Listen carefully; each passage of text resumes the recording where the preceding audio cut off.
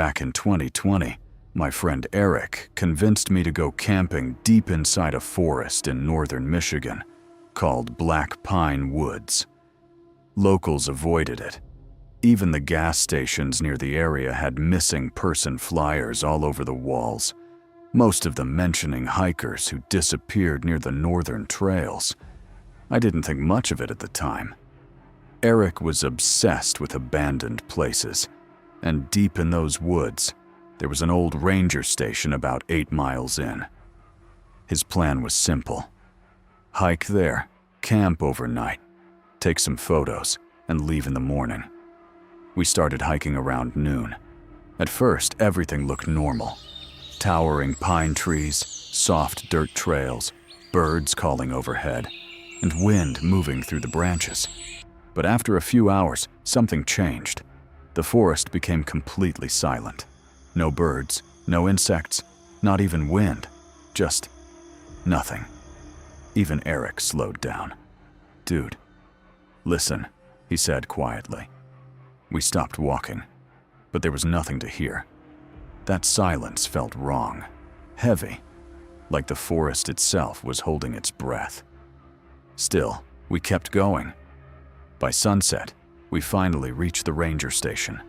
It was old and collapsing, with broken windows and a partially caved-in roof. Trees had grown so close around it that moonlight barely reached the structure. Eric thought it was perfect. I thought it looked like a place you don't come back from. We set up our tent about 30 yards away and lit a fire. For a while, things felt normal again. We cooked food, talked, even played music quietly from Eric's phone. Then around 10 p.m., we heard it. Whistling. 3 short, clean notes, far inside the woods. Eric immediately called out, thinking it was another camper. No response. A minute later, the whistle came again. Closer this time. Same exact 3 notes. Perfect.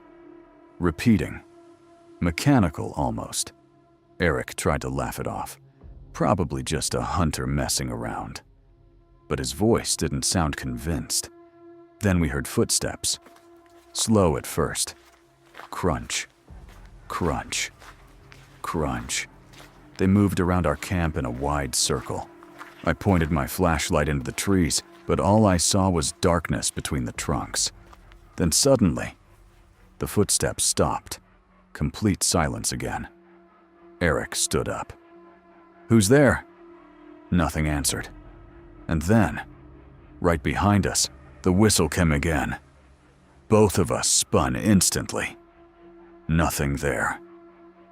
But that's when I started realizing something horrible. It didn't feel like we were being followed. Felt like we were being surrounded. Later, as the fire began to die, I glanced toward the ranger station and froze. There was someone inside one of the broken windows, standing completely still, watching us. At first, I thought it was another camper. Then it slowly leaned forward into the moonlight. Its face was pale gray, like ash or dust, and it had an unnaturally wide smile stretched across its face. I couldn't speak. I just whispered Eric's name. He saw it too. The figure didn't move, didn't blink, just stood there smiling. Then it whistled. 3 perfect notes. Eric immediately grabbed his bag. "We're leaving. Now." We didn't argue. We packed everything in seconds and started heading back down the trail, flashlights shaking in our hands. At first, the forest was silent again. Too silent.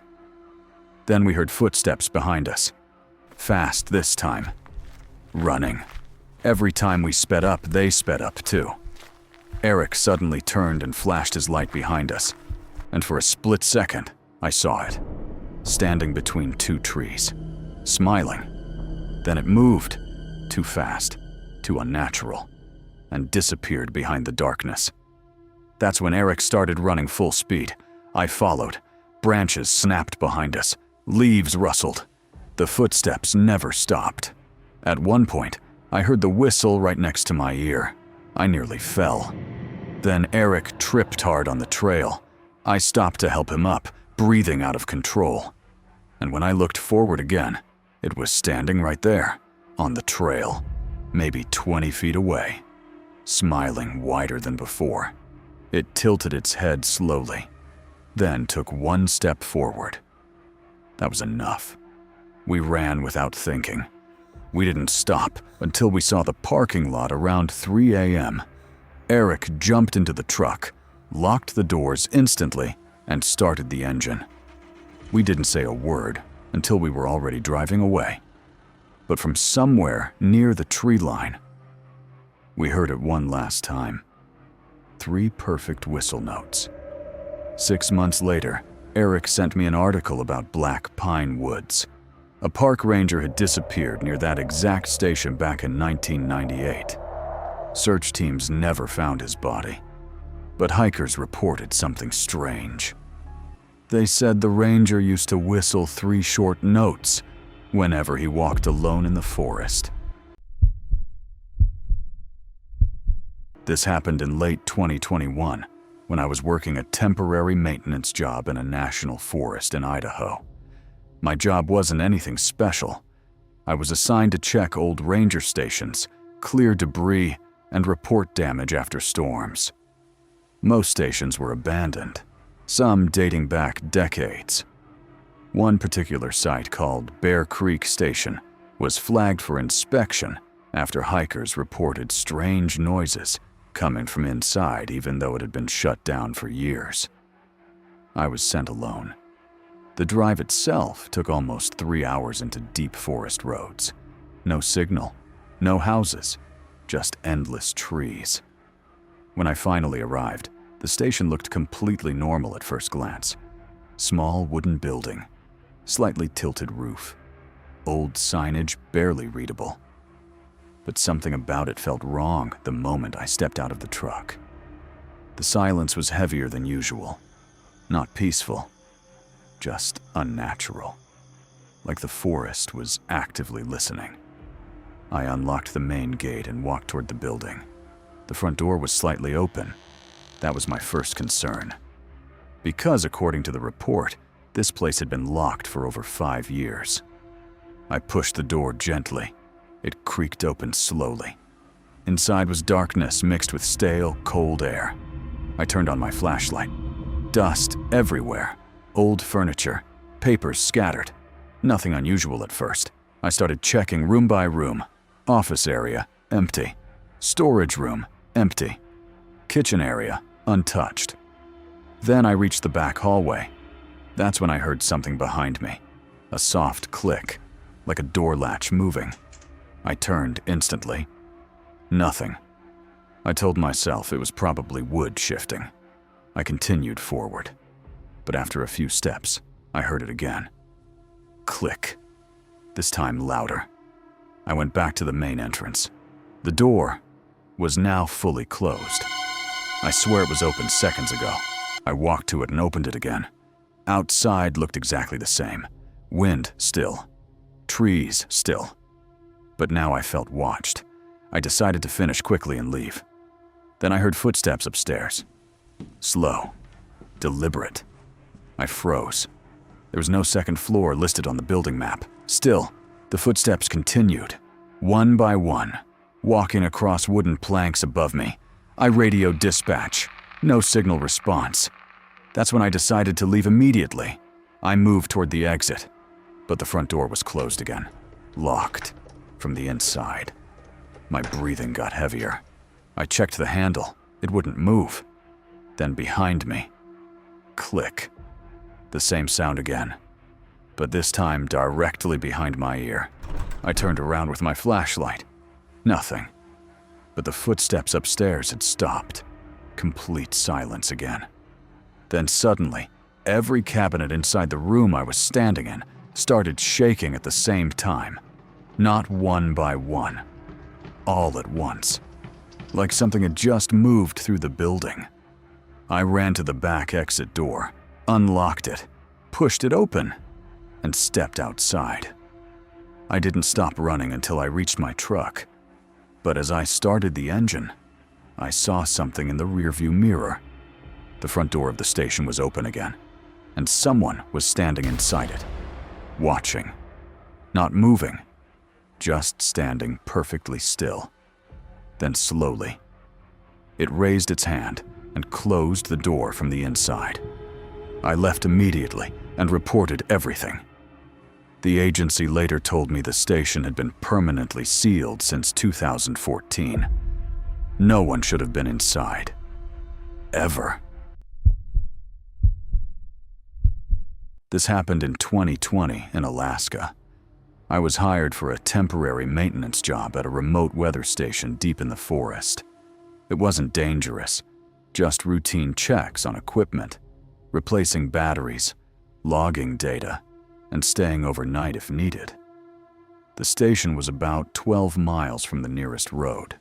No signal, no neighbors, just forest in every direction. They dropped me off in the morning with supplies and said they'd pick me up the next day. At first, everything was boring in a normal way. The station was small, just a metal cabin with a radio, a generator, and a few weather instruments outside. The forest around it was completely still. That night, I checked the readings, wrote my log, and tried to sleep. Around 2 a.m., I woke up to the sound of the radio turning on by itself. It wasn't static. It was a recorded weather report. But the problem was, it was my voice.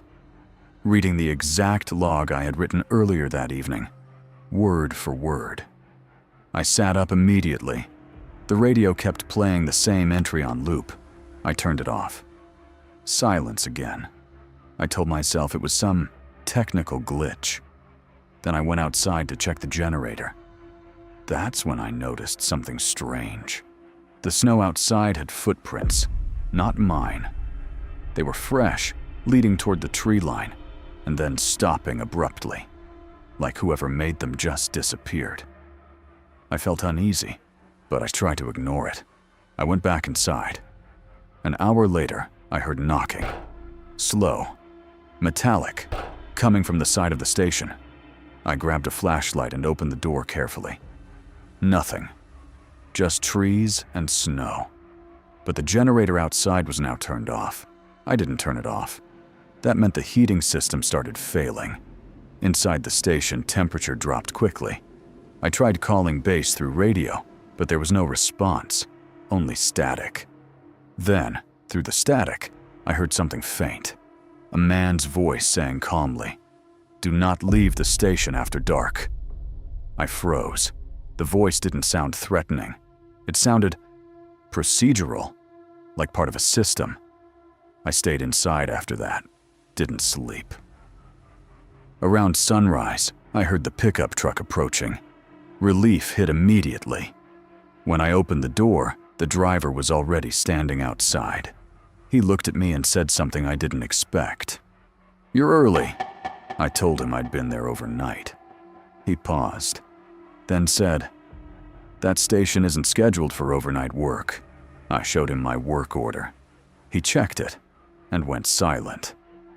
Because the form I had wasn't issued by the company, it had the correct station ID, correct date, correct instructions. But it was signed by someone who no longer worked there. Someone who had died in a field accident 3 years ago. So, if any of these stories made you feel even a little uncomfortable, just remember one thing. Most people think the woods are quiet because nothing is there. But sometimes, it's quiet because something is listening. And the worst part? You don't always notice it until you're already too deep in. If you ever find yourself walking alone and you feel like something is just slightly off behind you, don't stop to check, just keep walking. Because not everything in the forest wants to be seen. And some things only notice you when you look back.